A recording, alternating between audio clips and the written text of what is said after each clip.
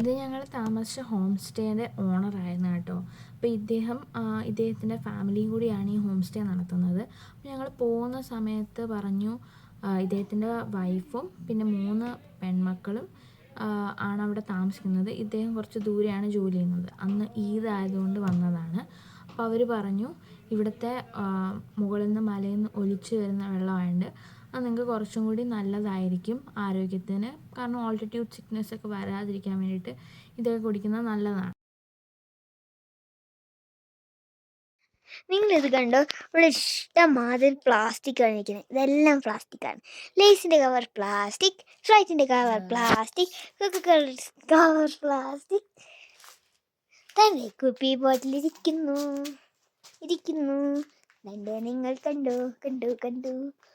അവിടെ ഇതാ ബിസ്ക്കറ്റിൻ്റെ ഇത് പ്ലാസ്റ്റിക്, സ്റ്റിങ്ങിൻ്റെ ഇത് പ്ലാസ്റ്റിക്, ഫ്ലൈറ്റിൻ്റെ ഇത് പ്ലാസ്റ്റിക്, കൊക്കക്കോളയുടെ ഇത് പ്ലാസ്റ്റിക്. ഇവിടെ എന്തൊക്കെയൊക്കെയോ പ്ലാസ്റ്റിക് ആയിട്ടുണ്ട്.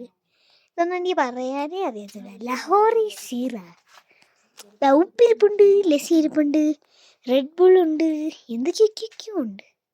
ഓക്കെ. ഇത് ലേ മണാലി റോഡിൽ സ്ഥിതി ചെയ്യുന്ന പാങ് എന്ന് പറയുന്ന സ്ഥലമാണ് കേട്ടോ. അപ്പോൾ ഇവിടെ ഞങ്ങൾ താമസിച്ച സമയത്ത് ഇത്ര ഭയങ്കര തണുപ്പിലായിരുന്നു. കാരണം 2024 ഞങ്ങളുടെ യാത്രയിൽ ഷോക്കർ എന്ന് പറയുന്നൊരു സ്ഥലത്ത് ഞങ്ങൾ താമസിച്ച സമയത്ത് അവിടെ -15-16 ഡിഗ്രിക്കും താഴെ പോയിട്ടുണ്ടായിരുന്നു. -15 ഡിഗ്രിയൊക്കെ 11 മണിക്കൊക്കെ ആയിരുന്നു. പിന്നെ ഞങ്ങൾ ടെമ്പറേച്ചർ നോക്കിയില്ല, അത്രയ്ക്ക് തണുപ്പായിരുന്നു. ഇവിടെ അത്രയില്ലായിരുന്നു. ആൻഡ് അവിടെ നല്ല കറണ്ടിൻ്റെ ലിമിറ്റ് ഉണ്ടായിരുന്നു. പക്ഷേ ഇവിടെ ഒരു ലിമിറ്റും ഇല്ല. അവർ ആവശ്യത്തിൽ അധികം കറണ്ട് യൂസ് ചെയ്യുന്നുണ്ട്. അതുകൊണ്ട് തന്നെ 11 മണിയാകുമ്പോൾ കറണ്ട് പോകും. പക്ഷേ ഷോക്കറിൽ രാത്രി മുഴുവൻ കറണ്ട് ഉണ്ടായിരുന്നു. കാരണം അവർ ആവശ്യത്തിന് മാത്രമേ യൂസ് ചെയ്യുന്നുള്ളൂ. ഇത് ഗാട്ടാ ലൂപ്പ് എന്ന് പറയുന്ന ഈ ലേ മണാലി സ്ട്രെച്ചിലെ തന്നെ ഒരു സ്ഥലമാണ്. ഇവിടെ എന്തൊക്കെയോ ഒരു വിശ്വാസങ്ങളാണുള്ളത്. അതുകൊണ്ട് തന്നെ ആ പ്രേതത്തിന് അത് ഒരു വലിയ സ്റ്റോറിയാണ്.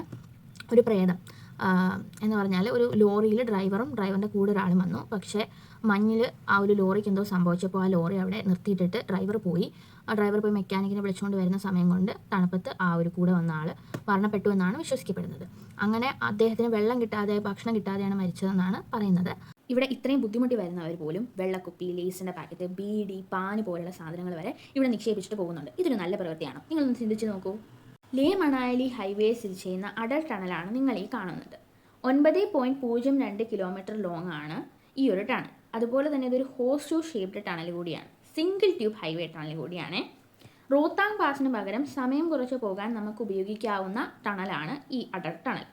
പീർ പഞ്ചാൽ റേഞ്ചിലാണ് ഈ ഒരു ടണൽ സ്ഥിതി ചെയ്യുന്നത്. മണാലിയിൽ നിന്ന് ലാഹോൾ സ്പിറ്റി വാലിയിലേക്കാണ് ഈ ഒരു ടണൽ കണക്ട് ചെയ്യുന്നത്. ഹിമാചൽ പ്രദേശിലാണ് ഈ ടണൽ സ്ഥിതി ചെയ്യുന്നത്. 2020 ഇത് ഇനോഗ്രേറ്റ് ചെയ്തത്. Thank you for watching.